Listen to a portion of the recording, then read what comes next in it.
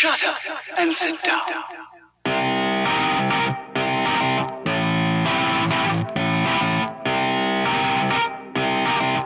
What's the story, Internet? Hope everyone is having a wonderful Monday. Hope you're all set for another 3 days of wonderful football. Before I jump right into the Premier League fixtures, I just want to discuss a couple of fixtures around the other leagues. There's not really any huge matches, but in the Serie A on Wednesday we've got Juventus versus Atalanta, and we've also got Inter Milan versus Napoli, so there should be two very interesting matches there.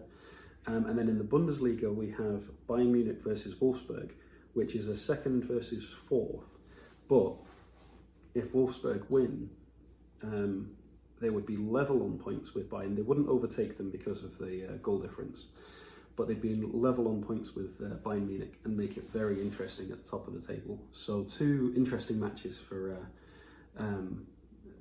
three interesting matches, sorry, two in the Serie A and one in the Bundesliga. But jumping into the Premier League, so we have Wolves versus Chelsea. Both teams will be looking to bounce back from their weekend's results. Chelsea losing to Everton, Wolves losing to Aston Villa thanks to a 94th minute penalty. So both teams will be looking to bounce back from what happened over the weekend.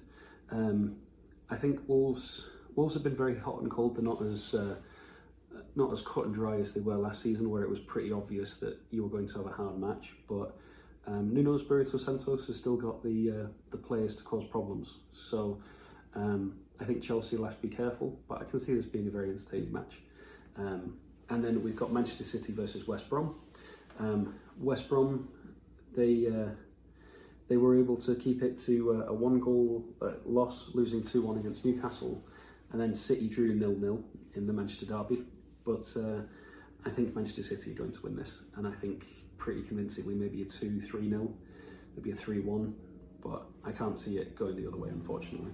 So before we go on to Wednesdays, just to let you know, both of those matches are on Peacock, and those will be on Tuesday, 1 PM Eastern time, and then 3 PM Eastern time.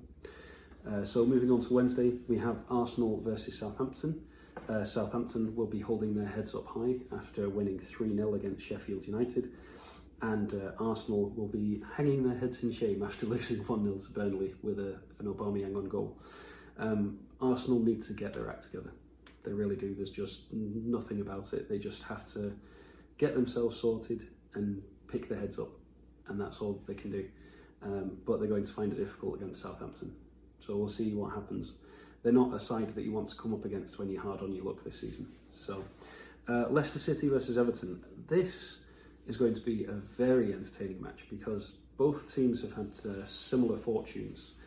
Everton started the season obviously phenomenally, and Leicester City have just been chugging along, doing their bit. They had a bit of a rough patch, but they've sort of picked up form again recently, especially after winning 3-0 against Brighton. Everton did beat Chelsea as well, so they'll be riding high on a similar sort of vein. So I think this is going to be a very entertaining and very close match, in my opinion. So moving on to the next one, we've got Leeds versus Newcastle. Again, I think this is going to be a very tactically similar match.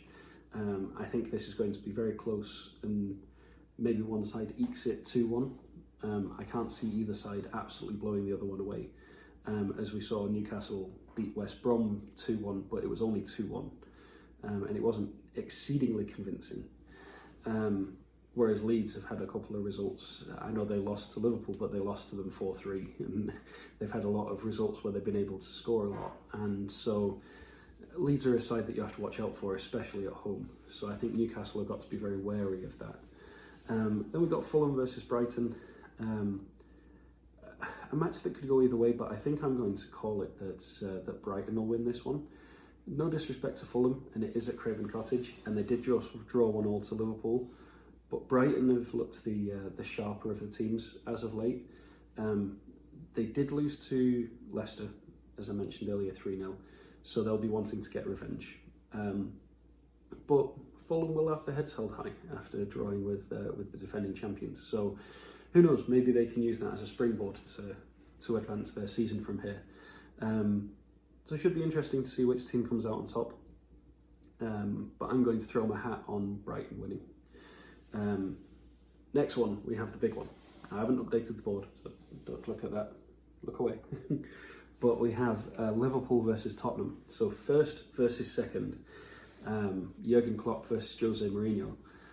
It'll be very interesting to see what happens. I mean, obviously, from a Manchester United perspective, Liverpool were the team that cost Mourinho his job. So I would think that would have a bit of a sticking point for him, and that he'd want to get revenge on on Jurgen Klopp and his men. So who knows? He might come out fighting, and just as in the North London derby, I think he'll just be very well organised. He'll have his men set up to do exactly what he wants them to do. But I think he'll also want to come back from the 1-1 draw against Crystal Palace. Now Liverpool will also want to be coming back from the 1-1 draw against Fulham. So I don't think it's going to be the most entertaining match, but from a tactical standpoint, it'll be very interesting to see, because the two very tactically aware managers. You've got the defensive nous of Mourinho versus the high pressing nous of Jurgen Klopp. I think they're going to cancel each other out, and I think it's going to be maybe a 1-0, maybe a 2-1. If any team's going to nick it, I think the likes of Harry Kane and Heung-min Son are going to nick it for Spurs, but I can see this being a draw, personally.